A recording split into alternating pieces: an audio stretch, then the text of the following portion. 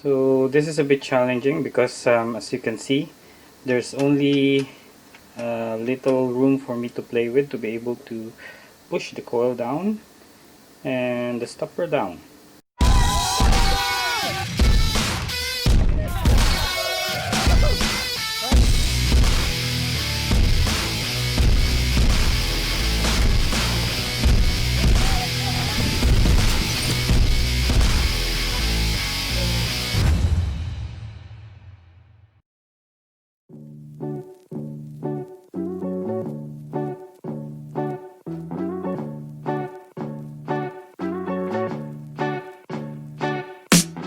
Good day everyone, how are you doing today? I hope you are doing fine. Today in this video, we will replace a spring on a Fox DHX2 coil rear shock.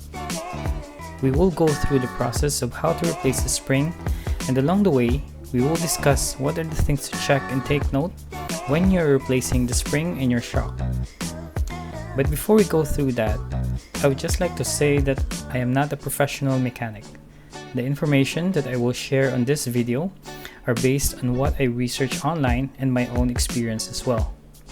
If there is any mistake, please do let me know by sharing it in the comment section so that I won't make the same mistake in the future.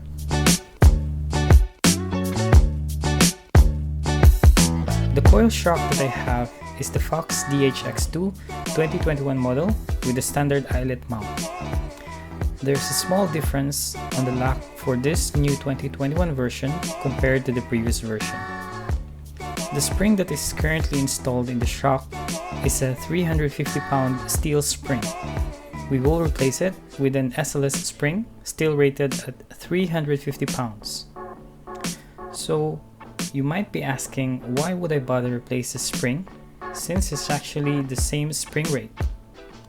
The reason is that the SLS or super light steel springs are lighter, able to withstand higher stresses, and of course, it really looks good. So let's get on it.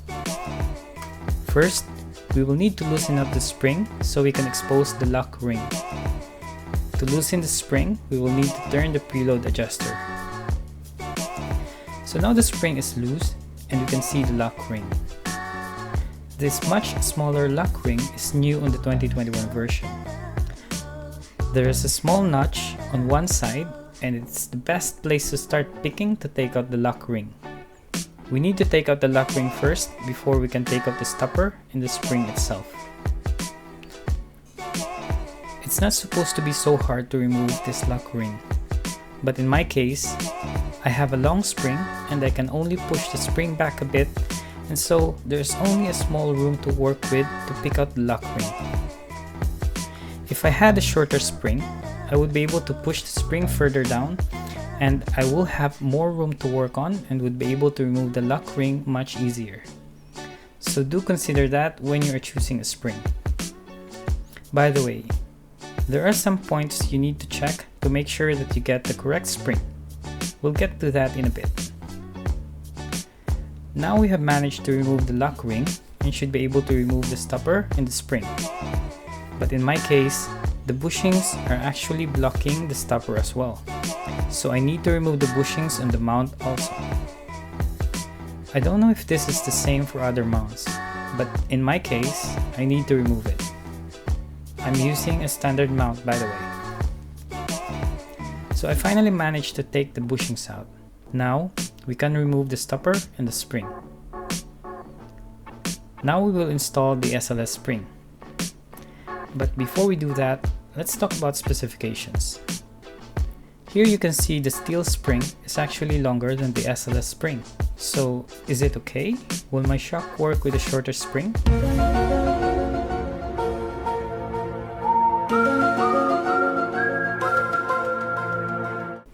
For this, we need to talk about the numbers. First is shock stroke. It is the amount of travel or compression that your shock is designed for. In my case, my shock is 8.5 by 2.5 inches. 8.5 is the eye-to-eye length, while the 2.5 is the shock stroke. Now, when you look at the spring, you will see some details. In my case, 350 pound per inch by 2.65 inches / 67 mm. The 350 pound per inch is a spring rate. The spring rate is different for each rider depending on their weight with full gear on. You can use some spring calculator online to check and get an idea of what spring rate might be okay for your weight. Me, I checked on TFTuned. I will put a link for that in the description. Now going back, 2.65 inches / 67 mm is the maximum travel for your spring, which is also equivalent to the maximum travel or shock stroke where you can use the spring on. So in my case, my shock stroke is 2.5 inches, which is lesser or within the maximum limit of the spring, which is 2.65 inches. So I should be able to use the spring on my shock. So does that mean that I can use any spring as long as its spring travel is longer than 2.5 inches, as in the case of my shock? The answer is no. Based on the eye-to-eye and stroke measurements of your shock, there is a maximum length of spring that can fit the shock. This information is available in the Fox website, so do check it out when choosing a replacement spring. I will put the link in the description as well. By the way, just a side note, since I'm using a Fox shock, I checked Fox springs only. You might be able to use other brand springs, but you might need to use some adapter. I personally cannot confirm this though, since I have not tried it myself. So if you want to use other brand springs, make sure to confirm with the manufacturer that it can be used in your shock. Going back, I have already done the check and I have confirmed that the new SLS spring I got can be used on my shock. So let's go ahead and install it. Spring comes in first, then the stopper, then the lock ring. Just slide it in.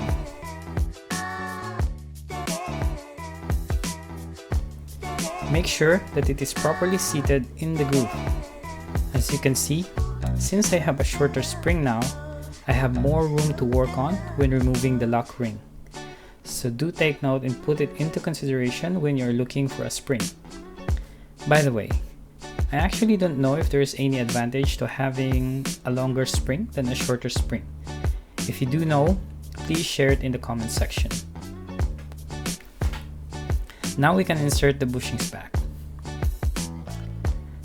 After installing the spring, we need to set or turn the preload adjuster to where it just contacts the coil spring and that the spring is no longer moving. Then, we do additional turns, minimum of 8 clicks. This is Fox recommendation. This is also something new on the 2021 version. You have 6 detent clicks per revolution on the preload adjuster. I believe this helps in tracking your preload. After that, we are good to install back the coil shock on the bike. Then, we can check and set the preload adjuster to get the recommended sag. Again, you can check from the Fox website on what is the recommended sag. There you go guys. That is how you can replace the spring in your Fox DHX2 coil shock. Now we will just have to install it back on the bike. I hope that this video will help you when you're looking or trying to replace the spring in your shock. By the way, I will be making a separate video to do my personal review of the 2021 version of the Fox DHX2. Aside from the review, I will also share to you the things I checked before switching to coil shock, as well as the process I went through to get the best feel on the shock based on my preference. So do watch out for that. If you're not yet subscribed, please do subscribe and click that notification bell to stay updated with the upcoming videos in our channel. Also, if you have anything to share, please do let me know in the comment section. That's it for now. Thank you for watching and happy riding.